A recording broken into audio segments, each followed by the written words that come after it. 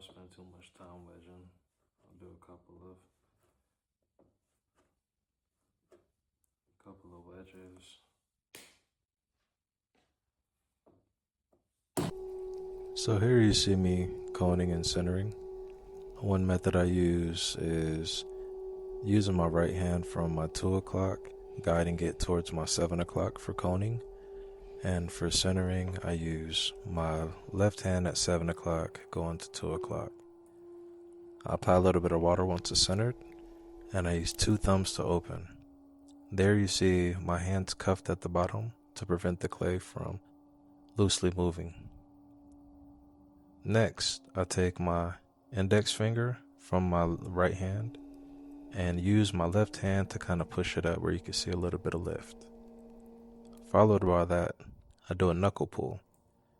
I use the 3 fingers from my left hand that you see and slightly guide the clay as my right index finger is pointed at the knuckle, and I use that to shift up. I repeat this several times as it gives me more control and also to thin out the bottom of the foot. You don't want a bottom heavy piece because then you're left with a lot of extra trimming.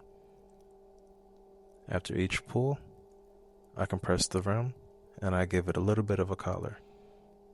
Pay close attention to how my hands are positioned when I do this for the next one.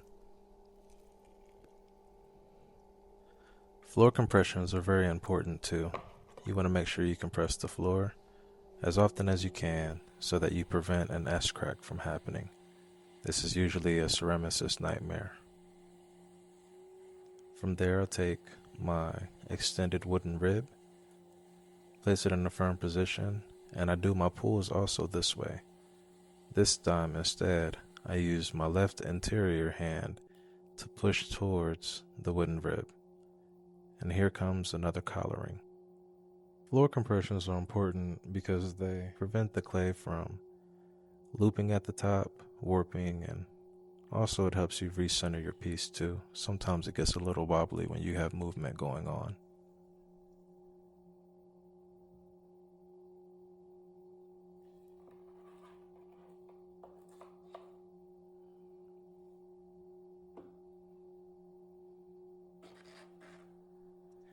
Here I'll take my middle rib and get some of that slip up right there.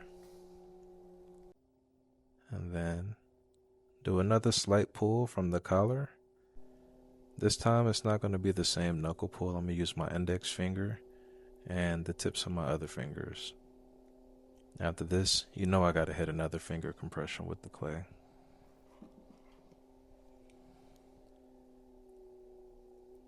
So here you see it. Slight collar, using the index finger on the left hand to do a little bit of compression.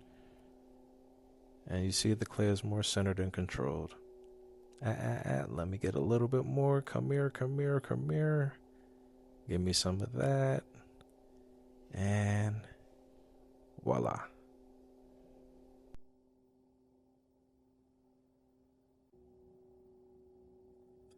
You can use this metal kidney or metal rib, whichever you want to call it. You can use this to somewhat shape your piece too. For me, I prefer to use the flat side and use the inside of my left hand to do the shaping.